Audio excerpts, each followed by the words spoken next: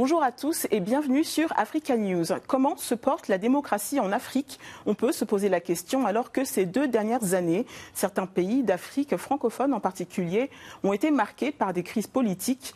La dernière en date, le coup d'État du 18 août 2020 au Mali.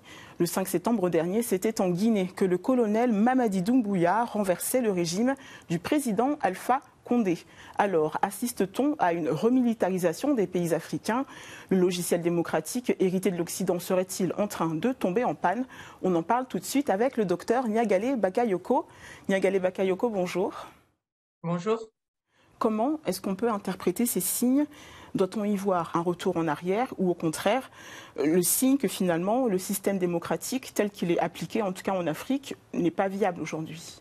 Ce qui s'est produit au cours des dernières années, c'est que l'on a assisté à des tentatives ou des réussites d'un certain nombre de dirigeants pour se perpétuer au pouvoir en utilisant des réformes des cadres constitutionnels prévus, ce qui a conduit dans certains pays, comme en Côte d'Ivoire ou en Guinée, justement, à ces fameux troisième mandats qui sont très contestés.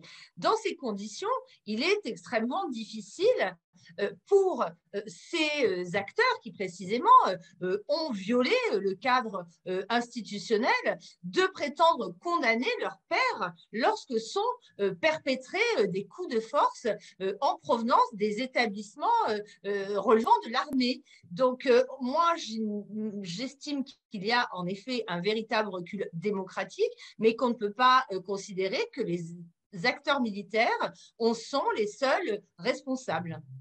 Est-ce que c'est une des raisons qui peut justifier la popularité de ces régimes militaires auprès des populations, bien qu'elles aient été condamnées unanimement par la communauté internationale et par les instances régionales comme la CEDEAO? Ces juntes militaires s'appuient au départ sur une certaine popularité, mais qui est elle-même très fragile. Si on prend le cas du Mali, même si le CNSP continue à bénéficier d'un certain soutien, c'est parce qu'elle a engagé un certain nombre de réformes, notamment en matière de justice, mais souvent au prix de violations de l'état de droit, également parce qu'elle a fait preuve d'une certaine capacité à se mobiliser sur la scène internationale. Mais le grand paradoxe est qu'il n'y a pas de résultat d'un point de vue sécuritaire et cette absence de résultat crée une exaspération populaire qui pourrait se retourner contre les dirigeants, y compris les dirigeants militaires. Comment est-ce que ça pourrait évoluer? Est-ce que ça pourrait faire tache d'huile sur d'autres pays africains?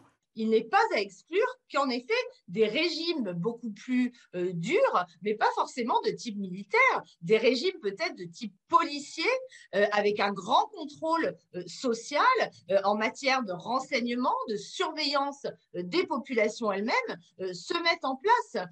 Et que par ailleurs, on voit aussi parvenir au pouvoir des mouvements islamiques conservateurs, pacifistes, mais qui prônent une forme rigoriste de pratique de l'islam.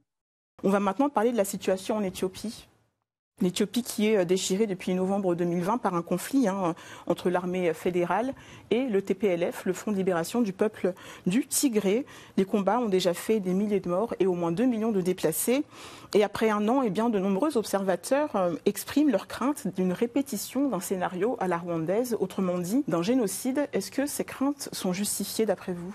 On pourra parler de génocide lorsque les massacres prendront une dimension massive, mais il y a d'ores et déjà un nettoyage ethnique extrêmement préoccupant. Et ce qui est un motif d'inquiétude, c'est justement le fait que tous ces appels internationaux ne permettent pas de changer la situation, d'influer sur les dirigeants d'Éthiopie.